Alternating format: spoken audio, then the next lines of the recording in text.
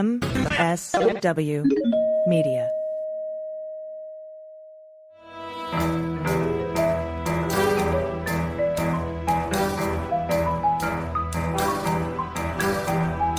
The rule of law is not just some lawyer's turn of phrase.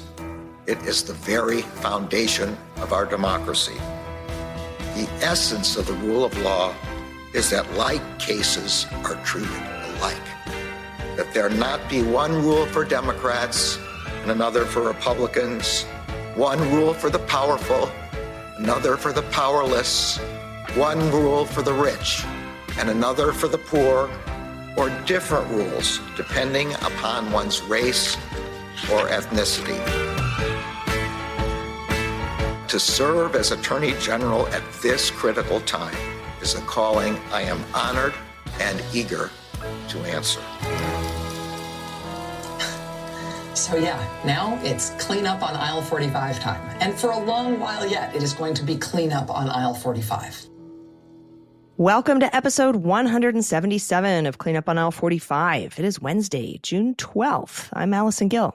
Hey, I'm Pete Struck, and we have more to report this week than probably any other previous week by far. We've got new indictments in Wisconsin, as well as updates in Arizona and Fulton County. Trump wants to lift his gag order in Manhattan, and Steve Bannon has to report to prison by July 1st. Plus, Hunter Biden's trial has wrapped. They're done with closing arguments. The jury has the case. Alex Jones is moved to liquidate his own assets. Scott Perry and Ronnie Jackson have been appointed to the House Intelligence Committee, making me question its name. And Rudy's Coffee Company is bankrupt. It is a smorgasbord of cleaning up on aisle 45 this week. But first, we have some new patrons to thank this term. Thank you so much to Barbara Costello, David Franz, Ashley Hayes, Yana Mate. I've put way too much thought into my Patreon name, and this is what you get. My mom, 1111, love you, Mom. Happy belated Mother's Day. From Rob, JASU, Quick Stepper, and John. So thank you so much for being patrons. You really make this show go. You make everything work. We couldn't do it without you. And if you want to become a patron, it's very easy to do. Just go to patreon.com/aisle45pod. That's AISLE 45POD. Pete, Trump spent, let's put it this way. A presumptive presidential candidate spent 30 minutes today on his pre-sentencing interview with the parole officer. So what are your thoughts there? I can only imagine how that goes. You ordinarily ask about, are you hanging out with other, people charged or convicted of crimes? And I'm curious how you answer that question. If you're Donald Trump, do you bring up Steve Bannon? Do you bring up Paul Manafort? Do you bring up Roger Stone? There's just a lot of questions that, it's one of those, the teacher should know the answers to these questions that he's asking or she is asking at this point, but God knows what Trump did. And of course, the oddity, or at least the unusual aspect of this, is that Trump had one of his attorneys there. And typically that is not something that happens when a convicted felon meets with for their PSR, for their pre-sentence report officer.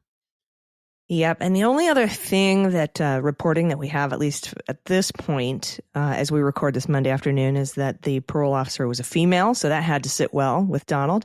And so, she asked him questions for 30 minutes. And we'll get more as we approach the sentencing, which is about a month from now, July 11th, just 4 days before the Republican National Convention, where they are set to nominate a convicted felon. What crazy times we live in, my friend. All right, let's go down to Wisconsin. We have a fresh set of indictments there. Lisa Rubin writes for MSNBC. Earlier this week, Wisconsin Attorney General Josh Kaul unveiled felony charges against 3 people involved in the fraudulent elector scheme in Wisconsin after Donald Trump's 2020 election loss. Let's see. We've got Troopus, right? Mm-hmm. Roman and the Cheese. Those are the 3. As we know, Kenneth Chesbrough was a lawyer for Donald Trump, former judge and local Republican luminary Jim Troopus, and Mike Roman, who was Trump's director of Election Day operations, also the guy who filed that motion down in Fulton County that kicked off the entire effort to try to kick Fani Willis off of that case. She goes on to say, even with Call's public assurance that his investigation remains ongoing, you might be wondering why none of Wisconsin's 10 fake electors have been charged. And she says it may be because they apologized in civil litigation, acknowledging Joe Biden was the actual winner of the election. But according to a source familiar with prosecutions in Wisconsin, the blame may more likely lie with state statute 971.19, section 12, which provides that in criminal matters related to elections, quote, a defendant who is a resident of the state shall be tried in circuit court for the county where the defendant resides. Put another way, a Wisconsin resident charged with an election-related crime can't be forced to stand trial where the crime happened. All that matters is where the person lives now, and that could lead to multiple cases in multiple jurisdictions with different outcomes. So that might be the reason we didn't see these 10 electors charged, or at least maybe not charged yet. Maybe they're still working out the logistics. Yeah, and you could get different resolutions depending on who is looking at it and which jurisdiction. But, let's talk about who was indicted. So Jim Troupis, Mike Roman, and the cheese. So Ken Chesebro, up till now, has been one of these strike an early deal, cooperate. He wasn't really seriously involved with anything, but that's changed here in Wisconsin. They've all been hit with a Class H felony count of conspiracy to commit a crime. Now, this is from the indictment directly. Between at least as early as on or about November 17, 2020, and continuing through on or about January 6, 2021, in Dane County, state of Wisconsin, and elsewhere, the above-named defendants, together with other individuals not charged in this complaint, agreed or combined with another with the intent to commit and for the purpose of committing the crime of uttering as genuine a forged writing or object, namely, a certificate of the votes of the 2020 electors from Wisconsin, knowing it to have been thus falsely made or altered, with one or more of the parties to the conspiracy doing an act to effect the objective of the conspiracy in violation of Wisconsin Statute 939.31 and 943.38, parens 2, a Class H felony punishable by a fine not to exceed $10,000 or imprisonment not to exceed 6 months or both. Now, no, that's 6 years. That's 6 years, 6 my years. friend. All right, not months, years. Holy moly. Yeah. That's a little bit of a difference there, right? So, yes, or both. 6 years and $10,000 potentially. But continuing from November 17th through December 14th, Troupis, Chesebro, and Roman coordinated the signing of the fraudulent certificate. And then, and this is again quoting from the charging document, on December 16, 2020, Defendant Troupis, Defendant Chesebro, and others traveled by chartered jet to Washington, D.C. Editorial side note, I wonder who paid for that chartered jet. I wonder what else they were taxpayers? for. Or Trump campaign donors? Maybe one of those Patrick Byrne, Mike Lindell, My Pillow Express specials. Not the Lolita Express, the My Pillow Express. Maybe, I don't know this, maybe, but they traveled, going back to the charging document, traveled by charter jet to Washington, D.C. for a meeting at the White House in the Oval Office involving then President Trump. In an email 2 days later, Defendant Troupis reminded Defendant Chesebro that, quote, nothing about our meeting with the president can be shared with anyone, unquote. Another editorial side note, especially not by me in an email 2 days later, which might be eventually discovered by the authorities to use the charges. Yeah, just a little like Allison, don't say a word, and don't say a word on our podcast where other people might later talk about it. Pro tip, write all your emails as if they're going to be read in court one day. It continues. On December 23, 2020, an attorney working with the Trump campaign emailed Defendant Chesebro a summary of the quote-unquote January 6th scenario for using the Trump-Pence elector slates during the joint session of Congress on January 6, 2021. The summary stated, in part, at the end, Vice President Pence announces that because of the disputes in the 7 states, there are no electors that can be deemed validly appointed in those states. That means the total number of electors appointed, that language of the 12th Amendment, is 454. This reading of the 12th Amendment has also been advanced by Harvard Law professor Lawrence Tribe. A, quote, majority of the electors appointed, unquote, would therefore be 228. There are at this point 232 votes for Trump, 222 votes for Biden. Pence then gavels President Trump as reelected. The main thing here is that Pence should do this without asking for permission, either from a vote of the joint session or from the court. Defendant Chesbro responded by sending a revised draft back to the attorney with an email stating, quote, "really awesome," period, unquote. I think we have our episode title. Really awesome. Don't forget the period, because we're nothing if not grammatically correct. Really awesome, period. Now, at that point, Mike Roman and the Cheese got a law student to fly the certificate, the fraudulent one, from Wisconsin to D.C. to hand it off to Chesbro personally. And like during this travel, she actually said in a text or an email, I can't remember which, she said, "I feel like a drug dealer." Yeah.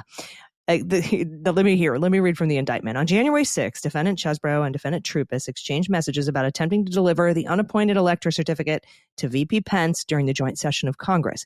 Defendant Troupis instructed Defendant Chesbro to call Defendant Roman to, quote, "make sure he gets what he needs." Defendant Chesbro messaged in return that he was with Defendant Roman's, quote, "top guy." Defendant Troupis messaged back, "excellent.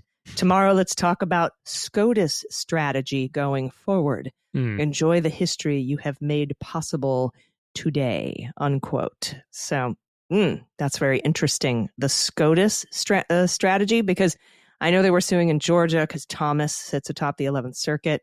I believe Wisconsin is 7th Circuit. And guess who sits atop the 7th Circuit? Sam Alito.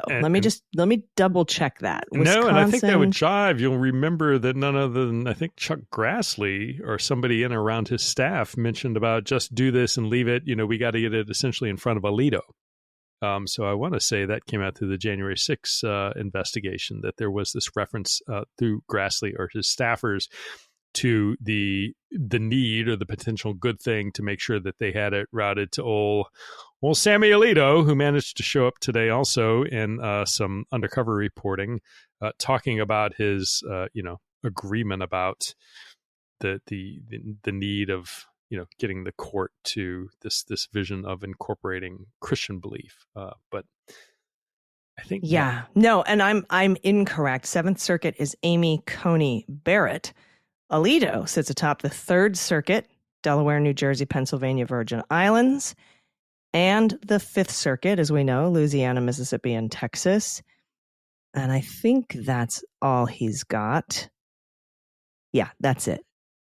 Yeah, we'll have to track down. We'll loop back on the bonus episode of Next Work about the Alito's role with regard to Grassley. Of course, now you cannot, if you go and do a quick search of Samuel Alito, you are awash in his shenanigans with everything from flying a flag upside down, which is his wife's fault, to getting in a fight with the neighbors, which is his wife's fault, to flying a flag at their vacation home on the shore, which is probably also his wife's fault. But there was don't forget the January 6th shenanigans of what Alito. I was thinking is actually Alito sits atop the circuit there in Pennsylvania, which is where the Rudy Giuliani lawsuit went in, that he was just recommended to be disbarred for filing. That's where my thought pattern was with that.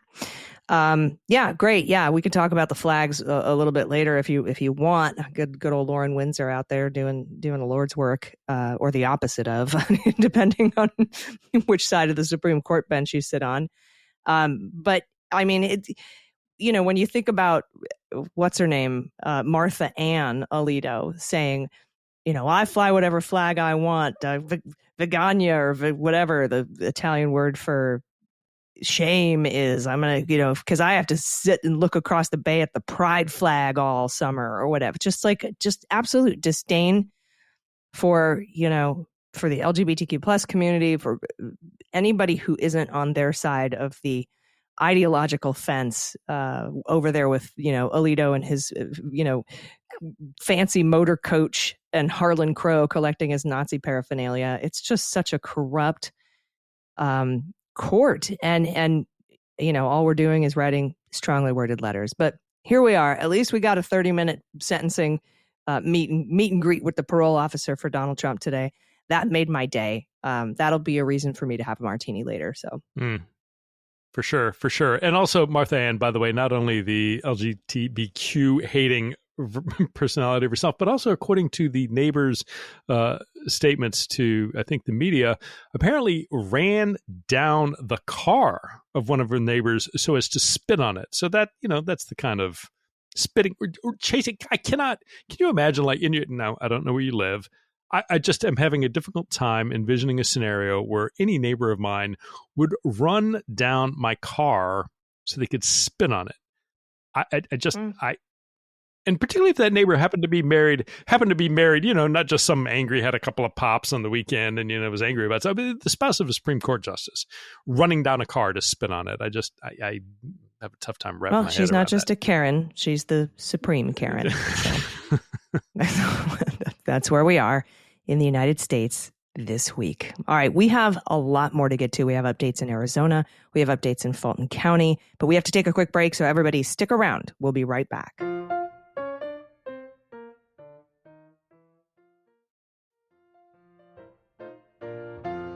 Hey, welcome back.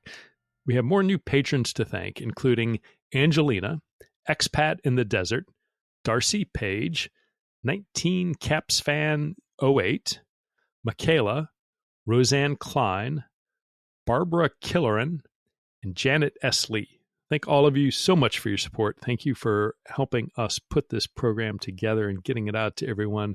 Really appreciate you being part of the team, and your support means the world to us. So thanks very much. And with that, let's head over from Wisconsin down to Arizona, where Trump gave a speech, not making this up, on about 103-degree heat, and at least 11 of his cult members fell out with heat stroke, not serious as a heart attack, in the dead of summer Arizona heat. As we know, AG Chris Mays indicted multiple people in the fraudulent elector scheme, and this week, many of the main players pled not guilty, including Mark Meadows, who was looking a little worse for wear, Arizona Senator Jake Hoffman, and Mike Roman, who we just were talking about earlier. He's everywhere. He's the man is going to deservedly, I think, end up going to jail, if not in multiple states, potentially. He's like that kid from the Life cereal commercial. Give it, Mikey will subvert any election. Give it to Mikey. Well, give these elections. Give the state to Mikey.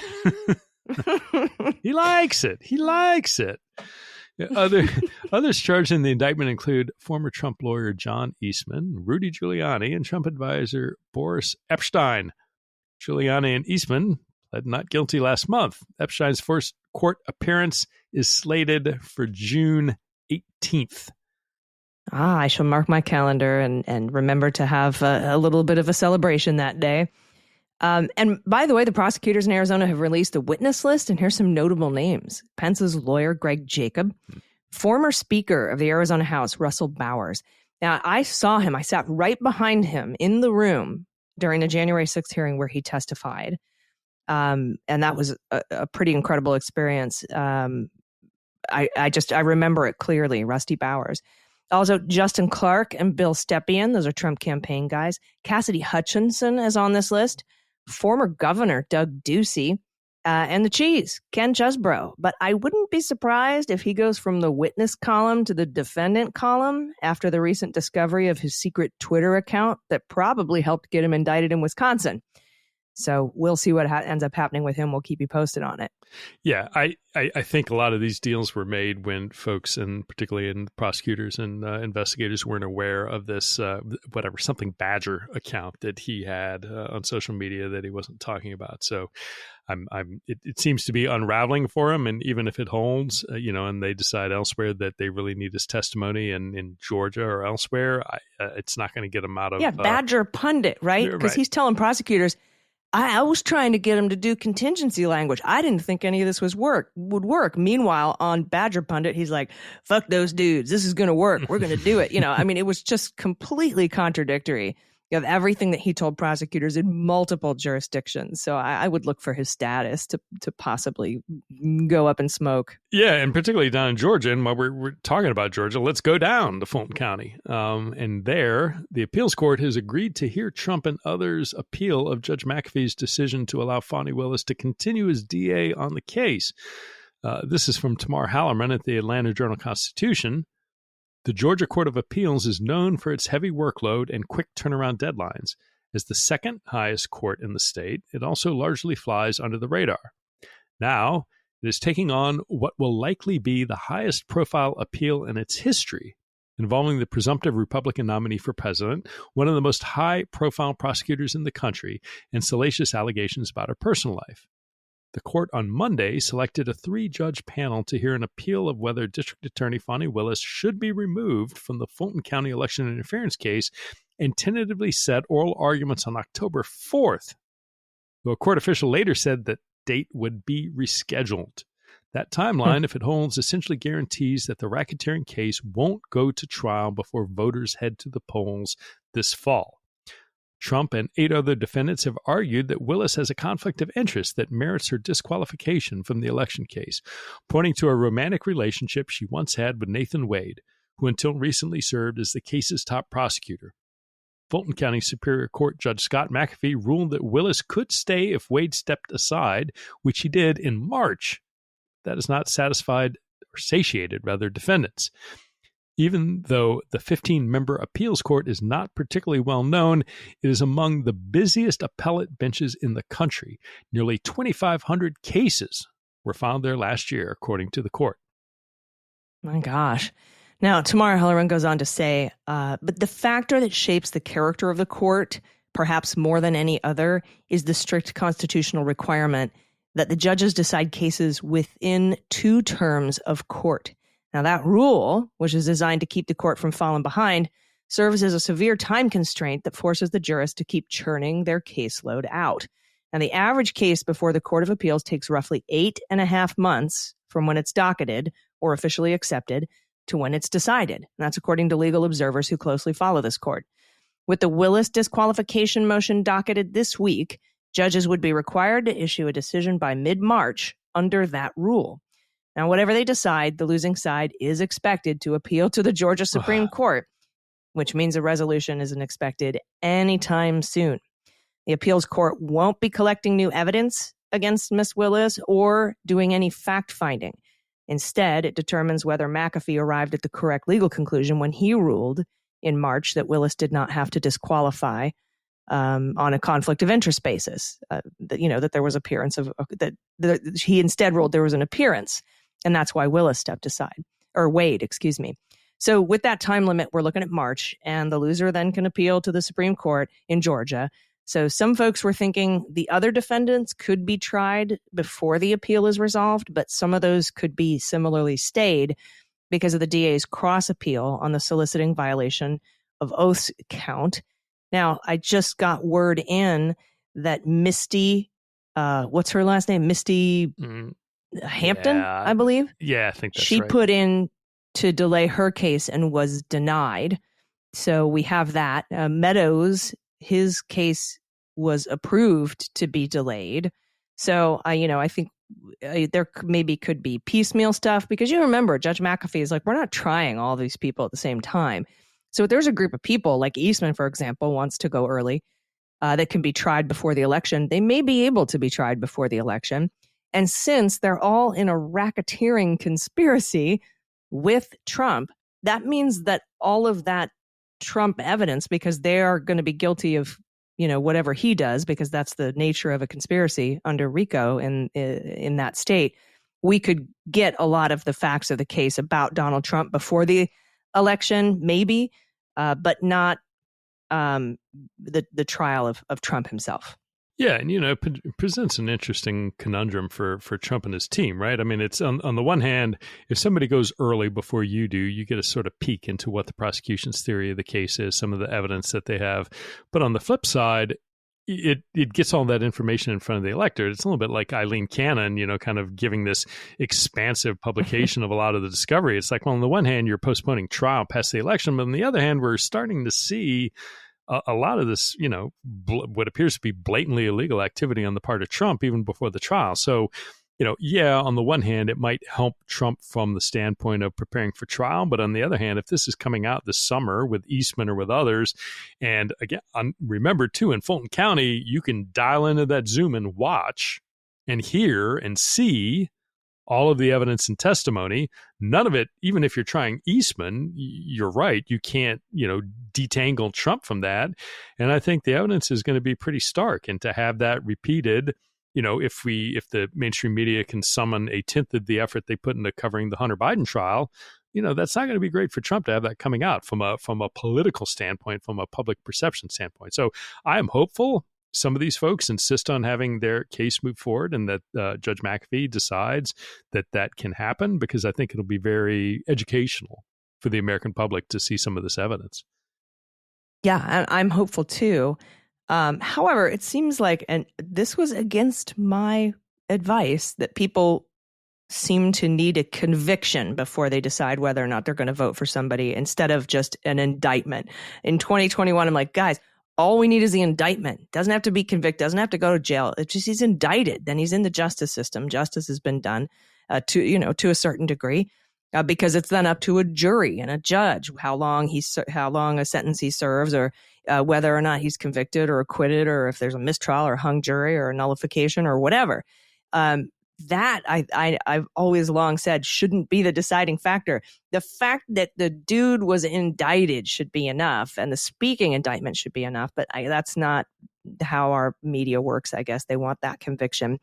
And, the other thing too is, when we get all of this going all at the same time, and Steve Bannon going to prison and everybody being disbarred, Rudy and all the Eastman and Clark, all of that going on with all of the coverage of the Trump trials, the Eileen Cannon docket, we call it Cananigans over on the Jack podcast.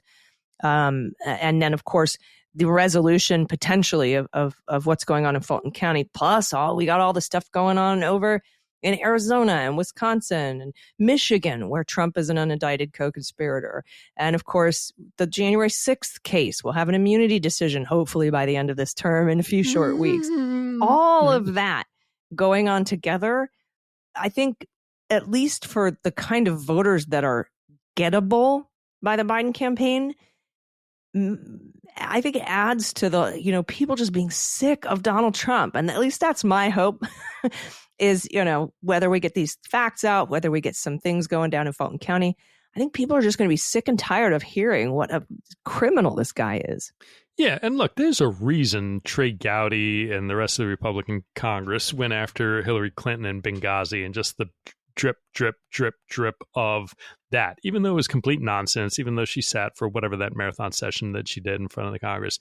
There is a sort of narrative impact if you Fatigue. Just have like Trump crime, and it's not just one thing, right? I mean, maybe it risks making it too complex, but if all you're hearing is yet another day of yet another alleged crime, proven crime involving Donald Trump, I think from just a public perception, it's the reason you can go and hum in the back of your head, if you're any CNN or MSNBC viewer, all the little jingles of the weight loss drugs, and whether it's Ozempic or Jardiance, you can, if you hear it enough, it's the theory of marketing, right? You need to hear it X many times, and then all of a sudden it starts sort of taking on an element, a sense of truth in your head. And my hope, because it's the truth, is this constant drumbeat of all the variety of Trump's different alleged and convicted crime, that people will start seeing him for what he is, which is a convicted felon. Yeah. And I didn't even touch the civil stuff. I mean, he still owes $460 billion in one place, $93 million in another. There's all that and all those appeals. So yeah, I agree with you. We'll see how it ends up shaking out, but I am eternally hopeful. All right, we still have to make a couple more stops around the country, including in Manhattan and Delaware.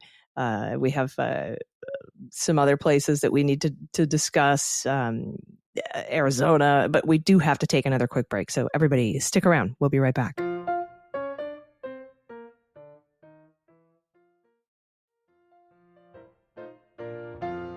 Hey, everybody, welcome back. We have more new patrons to thank today, including Brandy L. Brown, Misk Witch, or Miss, like miscellaneous witch, probably, Robin Brown, Lori Moore, Grammy Toller, William Rogers, Michael J. McCarthy, Jenny, and of course, titty sprinkles. So thank you very much for being patrons. We appreciate everything you do for us. We couldn't do it without you, along with just anybody who listens to this program. Please share it widely with your friends. Let's head to Manhattan, Pete, with this story from Reuters. The prosecutors who won last week's historic conviction of Donald Trump on charges stemming from hush money paid to a porn star to interfere in an election urged a judge to keep a gag order in place, at least through Donald's July 11th sentencing. Trump's lawyers earlier last week asked Judge Juan Merchan to lift the gag order, restricting the Republican presidential candidate's public statements about jurors, witnesses, and others involved in the case because the trial is over. Judge Merchan imposed the order before the trial began in April, finding that Trump's history of threatening statements posed a risk of derailing the proceedings. In a letter to Justice Merchan on Wednesday, prosecutors with the DA's office said that the court still had an interest in protecting the remaining proceedings. They said, quote, "The court has an obligation to protect the integrity of these proceedings and the fair administration of justice, at least through the sentencing hearing and the resolution of any post-trial motions." That's what they said. Trump is expected to renew his request that the judge toss the jury's verdict by mid-June, with prosecutors due to respond at the end of the month. Now, he faces up to 4 years in prison at his sentencing hearing next month, though fines or probation are more common punishments for those convicted of felony falsification of business records. And we'll see what ends up happening. But I think the more common punishments are for those who have to stand up during their sentencing hearing and express remorse for what they've done. And as we know, this man is incapable of expressing remorse, so much so, Pete, you raised Judge Engoron's ruling where he said that his lack of remorse was pathological. Right. And it is, if you look at every single aspect, not just of his trials, which are absolutely true, whether it's a civil trial about his business affairs or defamation against E. Jean Carroll or his criminal behavior, he just will not ever. And it's like the same when somebody, I think, was asking him about COVID when he was president. He's like, I don't take any responsibility at all. There is something in his makeup for a very long time now that, you know, he feels truly believes he has done nothing wrong ever about any of this, let alone the stuff that he's been found criminally guilty of. So I'm curious to see which way this goes. If he were smart, he, one, would have not insisted his attorneys do stupid things like calling Costello to the stand, but two, probably would have pled guilty on a misdemeanor. Right, pled guilty on a misdemeanor, or even put up a much better sort of trial and defense where he might have had a better chance of, establishing reasonable doubt in the mind of at least one juror. But as it is, that coupled with his just absolute, inability to say, sorry, I messed up, I did wrong. We'll see. I don't know. I mean, I truly don't know. I can't exclude. I don't think it's a slam dunk that he will or will not get jail time, but it also, it could go both ways, which is... Yeah, his ego doesn't help him. And I would be really interested to hear the conversation between him and Todd Blanche. Could you please be remorseful? No, I didn't do anything wrong. Please, could you very pretty please with sugar on top? Just be remorseful. Just say you're sorry. You don't have to mean it. Cross fingers behind your back. No, okay, I'm not going to do it. I mean, it's just, that conversation is going to happen. Yeah. And what a miserable person to have to live with. I mean, it just, the people that in your life are reluctant to ever admit fault, but take that and multiply it by 10. We're just pathologically cannot say it when their entire life has been made up of episodes where they have bent the rules, broken the rules, run over the rules, and nope, not sorry, didn't do anything wrong. Not me. It just, it drives me nuts. And look. Yeah, it's awful. And you and I come from the government where you do something wrong. You're like, hey, I did this thing wrong. I made this mistake. Let's have a meeting about it and fix it. And everyone's like, cool, thanks for showing us. Very different. But, working for the government is also being of service. And he doesn't understand that concept either. So anyway, yeah. Where should we, where should we head next? Let's go down south on the I-95 corridor to Delaware, where the jury is now deliberating. Okay, yeah. Delaware. Deliberating in the Hunter Biden gun trial as we record this episode on Monday. Now, the prosecution in the case argued that this is open and shut, and Hunter Biden was addicted to drugs when he filled out the form to purchase the gun. And the defense believes and argued they created enough reasonable doubt to get an acquittal. There was a lot wrong with the prosecution's case. Now, this is from Shan Wu writing, thus far, the trial is revealing an outmatched prosecution, which has already blundered into a couple of minefields. Defense counsel Abby Lowell is a seasoned, high-profile defense counsel who has defended Ivanka Trump and Jared Kushner and got former presidential candidate John Edwards acquitted on campaign finance charges, which brought by then DOJ lawyer Jack Smith. The defense appears to be setting up a defense theory that on the specific date Biden bought the gun, he genuinely believed he was not an addict because he had just finished an 11-day rehab program.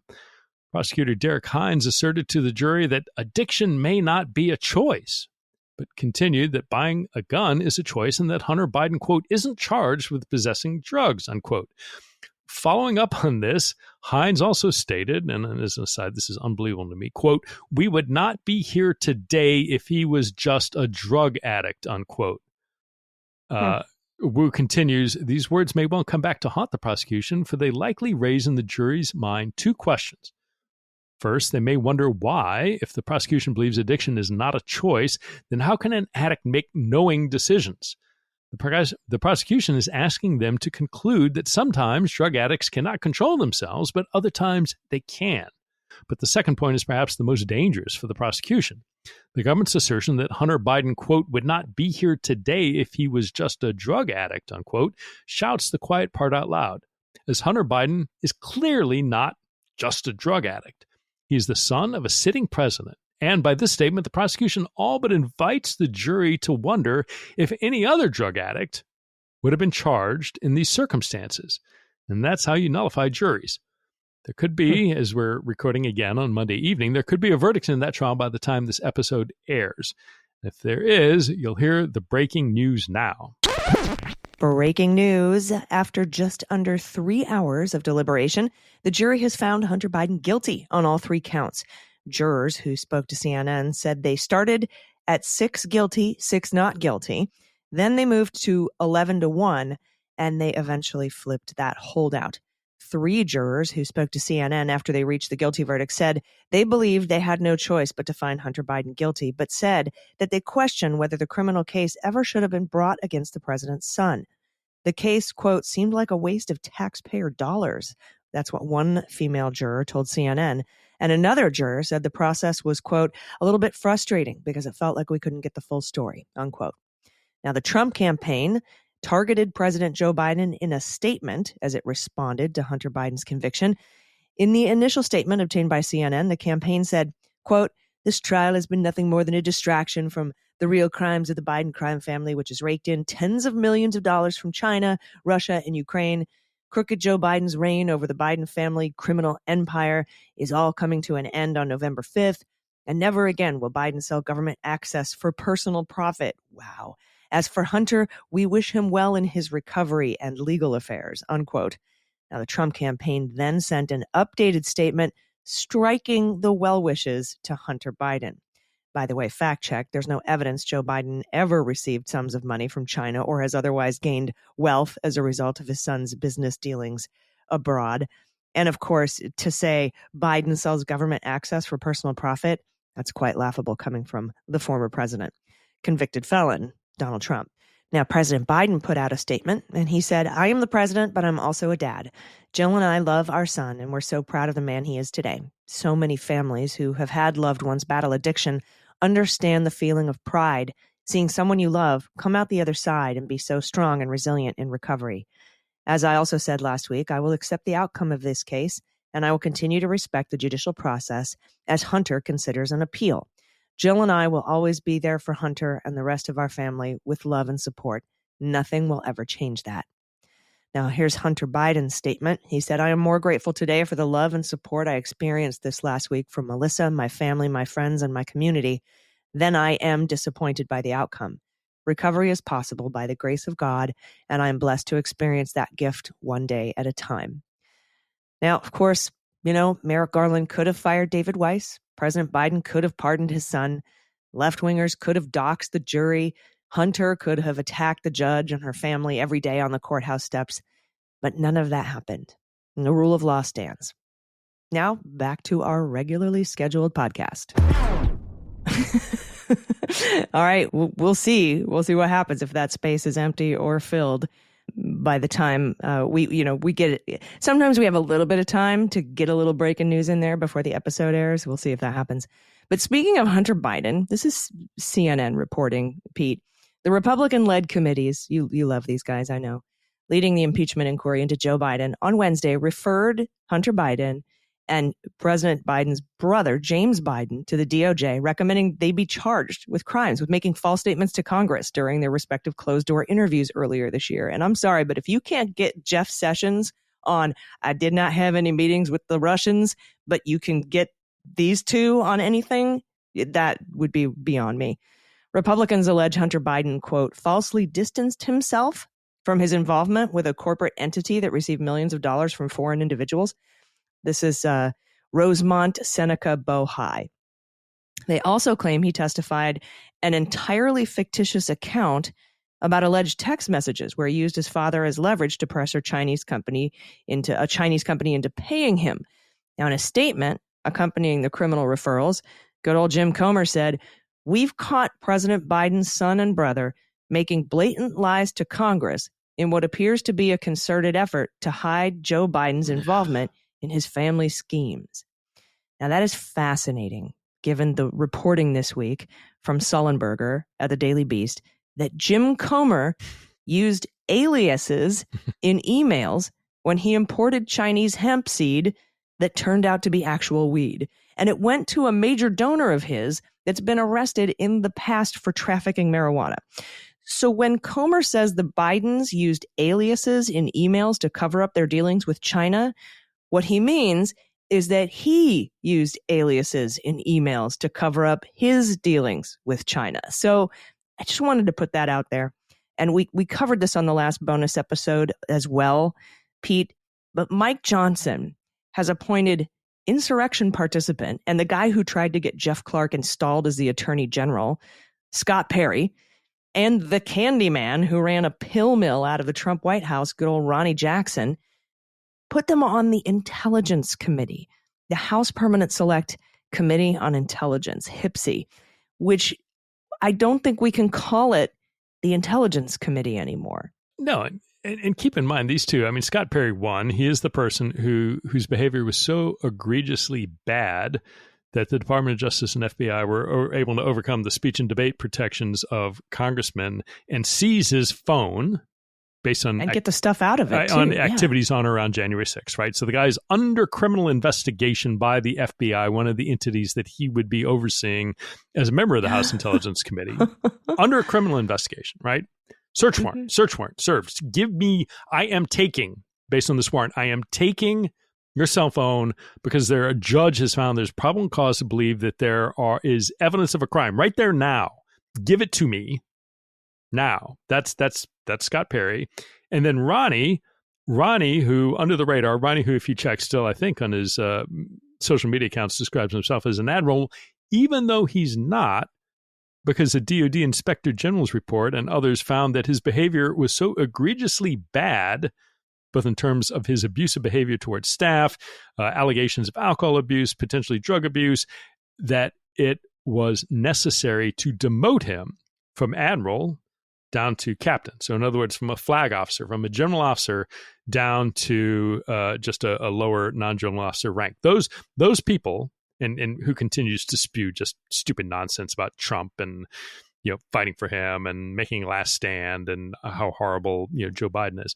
These are the two people that Mike Johnson appointed to HPSI, and there's some allegations, some reporting that the only reason Johnson did that is that's what he had to do to avoid a motion to vacate from the far right, whether it's from Marjorie Taylor Greene or somebody else. But that was the price he paid to keep that power. Godly Mike Johnson.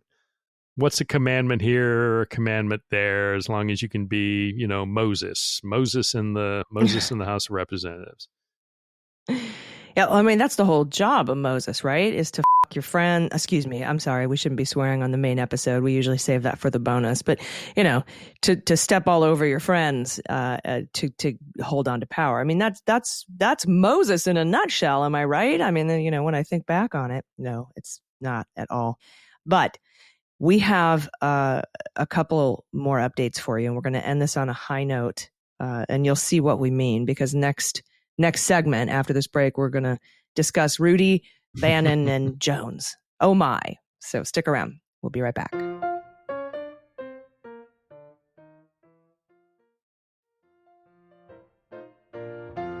Hey, welcome back. Our final group of new patrons includes Drunk on the Moon, Carol Delaney Doyle, Ella Valentina, Karina, Statler, and Waldorf.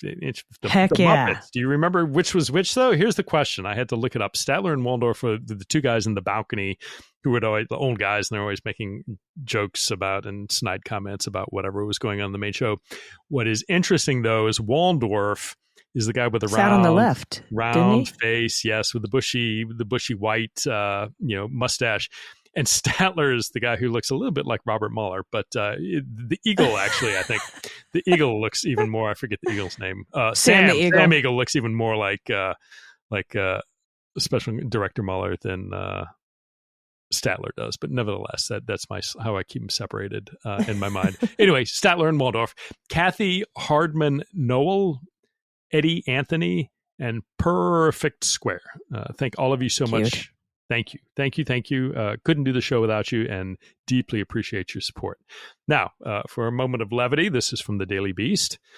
A very caffeinated sounding Rudy Giuliani provoked online mockery on May 19 when he appeared on a computer-generated background to hawk Rudy coffee, the latest in a steady drip of odd products the suspended ex-Trump lawyer has promoted as his brewing legal and financial woes threaten to boil over. I see what you did there. I say George Conway. It wasn't long after Giuliani dropped a strange promo on Twitter inviting viewers to visit the new Coffee Line's website that the Daily Beast research team sprang into action and identified Rudy Coffee as a partnership with Burke Brands and its Don Pablo Coffee. 4 days after that, the same lawyers filed a ream of documents that included the inked agreement between the ex-mayor and the roastery, which explicitly stated, quote, Giuliani will be entitled to 80% of net profit of each sale of Rudy Coffee, unquote. The money will pour into a Missouri-based bank account for Giuliani Communications LLC, according to the accord. But the Daily Beast found that 2 days before Giuliani posted his surreal Jamocha spiel, Burke Brands entered a new filing in its own bankruptcy case. The coffee maker first filed for Chapter 11 in December 2022, almost 1 year to the day before Giuliani. Wow. So he hooked up with the bankrupt coffee company. Yes, it is not to help with his bankruptcy. It is no longer Don Pablo Coffee. It is Rudy Coffee. Unbelievable. Oh, my God. You know, I remember when we hooked up, Mueller, she wrote, we hooked up with a tea company. They were really great. And we put out polonium tea during the Mueller investigation. All proceeds went to charity, but that was fun. Those were the good old days. I mean, they had little heart stickers, red heart stickers with the sickle, with the hammer and sickle in them. And it was polonium tea. From Russia with Love, it was called. So anyway, memories. All right. So here's our next story. Steve Bannon, 3 shirts to the wind, has been ordered by Judge Nichols, a Donald Trump appointed lawyer, the one who let him out of jail during the pendency of the appeal, by the way, which is why it's been 1.5 years since he was indicted before he has to report to prison, a little over 1.5 years. But he has now been ordered by that judge to report to prison by July 1st. And I have a question for you because somebody asked me this question and I think I had the answer, but you let me know because I didn't look it up yet. I just kind of wanted to see what you thought. If he fails to show up, what happens? Does a bench warrant go out and the U.S. Marshals go and pick him up? Is that kind of how that whole thing works? And do they add any time to his sentence for failing to report to prison on time? So there's definitely the marshals will go out to find him. I think the mechanism is that a bench warrant is issued. I don't know if that's something where after he's been sentenced and doesn't show up, if BOP does it. I was checking the BOP website where you can look up inmates by name. And in fact, Stephen K. Bannon, register number 05635-509, age of 70, white male with release date unknown, is not in BOP custody. So we don't yet know where he's going, if and when, in fact, he surrenders. That's something that, after he'll, much like Donald Trump and the pre-sentence report, they'll go through and make a recommendation where he be imprisoned. But at the end of the day, as every judge will tell a convicted felon facing jail time, like, look, I can recommend, but at the end of the day, it's up to the Bureau of Prisons to decide where to put you. So it'll be a BOP call where he is incarcerated. Again, assuming he shows up, or even if he doesn't, we will be sure, either on the main episode or the bonus, depending on how devilish we're feeling, we will look up the commissary list of that particular Federal Correctional Institute and go through the delights that, should Stephen Bannon have sufficient funds in his canteen account, he might avail himself of while incarcerated. But we don't know yet. So, good old OT5 635 TAC 509. I'm really excited about this. I read that in my old Navy voice, just in case you were wondering. I probably should have said you sound British. niner. You're playing darts. What are we doing here? That's probably should have said niner at the end. Yeah, it's not. Yeah, it would be 0. You're right, not ought. But I like the word ought, so I went with it. So yeah, got to go to jail. And that if he shows up and does his time, first of all, I'm sure Matt Gaetz will try to visit him and be denied. And then Matt Gaetz will tell Jim Comer, who will then want to hold a hearing with the director of the Bureau of Prisons about the politicization of whatever. I don't even know, but that's what they're doing. When Gaetz tried to visit Pete in the Poke and was denied, now he's trying to drag the director of BOP in, not to ask him about the horrible prison conditions around the country, not to, nothing like that, but really for the politicization that is occurring in that, somebody who's being invested by the House Ethics Committee for child sex trafficking is unable to visit his friend who is in for criminal contempt for flouting a congressional subpoena. Super fun. I'm really excited for Bannon. I'm interested to see if they'll give him 3 jumpsuits so he can wear them all at the same time. Again, I'm sure if they don't, there'll probably be another investigation by Jim Comer, but we'll keep you posted on all of it. Yeah, and again, keep in mind, Steve is just beginning his odyssey through the criminal justice system with future upcoming trials up in New York, and we will see whether, do they bring him out to trial while he's incarcerated? Do they push back the trials? Do they, delay his incarceration, or toll it while he is out preparing and participating in the trial? I don't know, but he's heading to jail. He is at the beginning of the woods, not in the middle or heading out of it, and a lot of pain in front of him. And now, speaking of pain in front of him, yeah, so sad. From MSNBC, conspiracy theorist Alex Jones has agreed to sell his assets to help pay the massive debt he owes to families of the Sandy Hook shooting victims, whom he has spent years spreading lies about and defaming. Jones's decision to liquidate his assets this week ends his pursuit of Chapter 11 bankruptcy as part of an effort to avoid paying the $1.5 billion he owes the families after they successfully sued him for defamation in Texas and Connecticut. The move could also see him lose ownership of InfoWars, the far-right platform. Somebody made the comment, that George Soros has the opportunity to do the funniest thing in modern history right now with the ownership of InfoWars, but we'll see. But this could see him lose ownership of InfoWars, the far right platform from which he's peddled lies that the deadly Sandy Hook elementary school shooting was a quote unquote hoax perpetrated to strip Americans of their Second Amendment rights. Proceeds from the sale of his assets would go to his creditors and the families.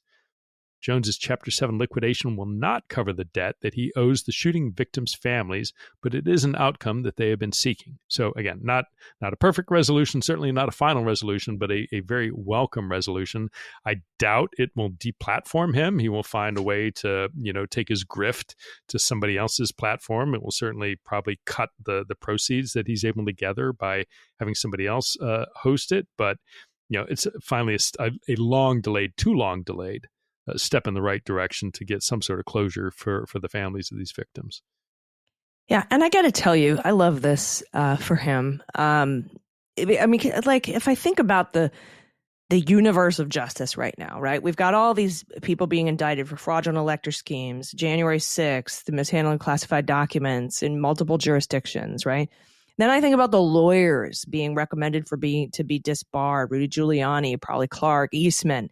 I don't know what's going to happen with Sidney Powell. She may have her license suspended just for pleading guilty in Fulton County, much like Jenna Ellis did in Colorado for 3 years. I'm not quite sure. Maybe Texas doesn't have such stringent rules about who can and can't be a lawyer. So I think about the lawyers. I think about the indictments. And then I think about all of these right-wing media outlets. Gateway Pundit has had to file for bankruptcy. Fox News, $787.5 million. We've got Newsmax and all of these other defamation suits from Dominion going against these other right-wing networks. We've got Salem having to pull 2,000 Mules from the book and the movie. And now we've got InfoWars, who's having to liquidate. And Rudy Giuliani's WABC show and his podcast going under and having to sell his 2 turntables and a microphone to pay Ruby Freeman and Shay Moss. All of that together, just really fills my heart with glad, like a good justice-y feeling. It's like when I was live in Chicago the other week, I said, it's like a justice avalanche. Everybody's going down for this big lie, for the lies that they perpetrated against the American people, to steal our votes, to steal an election. And when I think about the whole of the universe of all of this stuff that's coming down on their heads at once, because it's been drip, drip, it's been piecemeal, like Rudy's Coffee Company, drip, drip. But when I think about it all together, all at once, it really is quite incredible.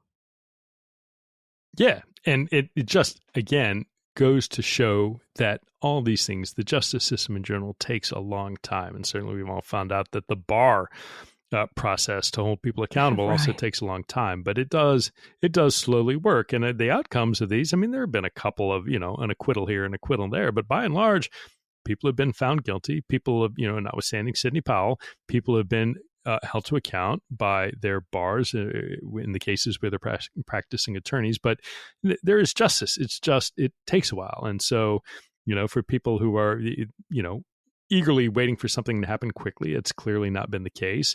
There is a lot of truth to the idea that justice delayed is justice denied. I believe that. And I think certainly, we're seeing that no more acutely than in the case, in the federal cases, but down in front of Judge Cannon, as well as waiting for the Supreme Court to weigh in on something they really don't need to be weighing in on in terms of immunity. But these things will, God willing, eventually wind their way through the courts. And even, if Trump manages to get elected and throws out 2, he is not going to throw out Georgia. He hasn't and didn't throw out New York. And, the rest of these state prosecutions about all his enablers are moving forward. Yeah. And I forgot, sorry, Truth Social is in the shitter. Oh, is it really? Epic Times. Oh, well, yeah, Epic Times, the $67 million money laundering operation, multiple people indicted there. Getter, remember when Guo Wang-Wei's Getter got shut down and hacked on the first day, and then that whole thing went away. It's just thing after thing. And then I totally also left off all of the civil Trump cases, $463 million, $93 million, all of this, just again, the totality of the evidence. It's a little phrase I picked up when I was covering the Mueller investigation, specifically the obstruction of justice, volume 2. The totality of justice is really nice to see. And I think we should try to step back and look at it as a whole, where it is now versus where we were 4 years ago and how we were hoping this day would come. It's here. Yeah. It's here. And, we're finding out a lot. And I thought you were kidding, but this is literally, I saw as we're taping, literally true Martha Ann Alito on tape in her own voice. I want a Sacred Heart of Jesus flag because I have to look across the lagoon at the Pride flag for the next month. I thought you were that literally she's on tape saying that. So, the truth is, the truth is, I thought that was like, a figurative. No, literally, you're right. Literally, that is what she said. And you can, go out and search it on Twitter or your news source of choice, and you can hear her saying that. So truth comes out. It's the damn definition of an appearance of impropriety. Yeah. And I know she's not the Supreme Court justice, but their ethics say that it's the justices and their spouses. So anyway, yay. Keep flying your flags, Martha Ann, and lying about it. A question before we go. We got like a couple minutes left. It appears that Justice Alito's recollection of what happened with flying the upside-down American flag is false. And it seems like he put false statements in a letter to Congress, which seems like a problem. I mean, and not as big a problem as those crazy lies told by, James Biden and Hunter Biden. But I think it's of note that, he said in that letter to Congress that it was after that confrontation where the neighbor's boyfriend called his wife a C word that his wife went and flew that upside down American flag, when in fact, it was, first of all, not the neighbor's boyfriend. It was the neighbor that called her the C word, the one whose car Martha Ann spit on, but that those neighbors actually made a call and filed a report about that incident. And that incident occurred on February 15th, 2021. And the flag was flown on January 17th for a few days in 2021. So there seems to be evidence that a Supreme Court justice lied to Congress. Yeah, although I think in his, again, not defending him, but I think if called to it, he's going to say, well, look, that was 3 years ago. I mixed up the dates. It was an emotionally charged time.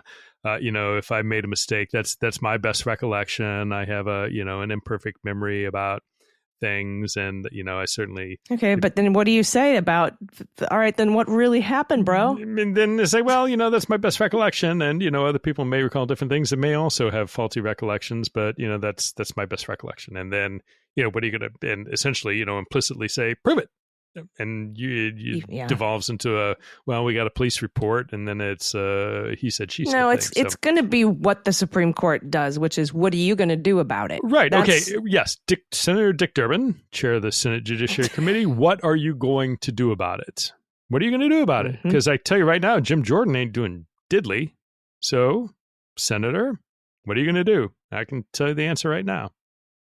Well, what we need to do is get that gavel back in the House and have the House Judiciary look into it if the Senate Judiciary doesn't have the flags to do it themselves. Flags is a euphemism for something else in this in this metaphor. Anyway, thank you again so much, everybody who listens to this show. What an amazing community of listeners we have at Cleanup on Aisle 45, and thanks to our patrons who make it all possible. Again, if you want to become a patron, if it's time, you can do that by going to patreon.com/aisle45pod, AISLE 45POD. Pete, do you have any final thoughts before we get out of here? Do you think you have an idea of maybe how the Hunter Biden jury is going to come back? I think they'll probably come back pretty quickly. I will see. I think I think he has a decent shot at an acquittal. I think the whole idea about, he just got out of rehab, he was asked, are you an addict? He could honestly think, no, I'm clean, and it's a struggle, and at the moment I'm not an addict. And anybody who has, and everybody's talking about, all the members of the jury who said they had family members who were addicts. Well, it turns out if you do the math, that the percentage of the jury who said they had or knew family members who had current or addiction issues tracks exactly or nearly exactly the percentage in the general U.S. population. I think there's a certain element of addiction is not something that, disappears. It is something that you live with, and hopefully that you manage and that you control. And, many people many times have relapses, but that doesn't mean, it isn't just like, one day I am wearing a hat and the next day I'm not wearing a hat. It is something that you always carry and always struggle with, sometimes successfully, sometimes not. So for him to say, in a reasonable doubt context, at that moment, I was out of rehab and I felt like I had control over my addiction. Is that true? I don't know. Is there reasonable doubt that, that might be true? Yeah, and we'll see. Yeah. And I think Shan Wu hit the nail on the head when the prosecutor said, if he was just a drug addict, we wouldn't be here. Well, yeah. Yep. But he is a drug addict and the president's son. I mean, I think that's going to be a kind of a looming thing over the entire deliberation. We'll see what ends up happening. We'll report it to you as soon as it does. And we'll be back in your ears next week. Of course, if you are a patron at the $2 level, you will hear our bonus episode this weekend. And I expect we'll have a verdict either way by that bonus episode. But we'll see. Until next time, I'm Allison Gill. And I'm Pete Struck. Cleanup on Aisle 45 is written, researched, and produced by Allison Gill, with editing by Molly Hockey. Our art and logo design are by Joelle Reeder and Moxie Design Studios, and our music is composed and performed by Adam Orr. Cleanup on Aisle 45 is a proud member of the MSW Media Network, a collection of creator-owned podcasts dedicated to news, politics, and justice. For more information, visit mswmedia.com.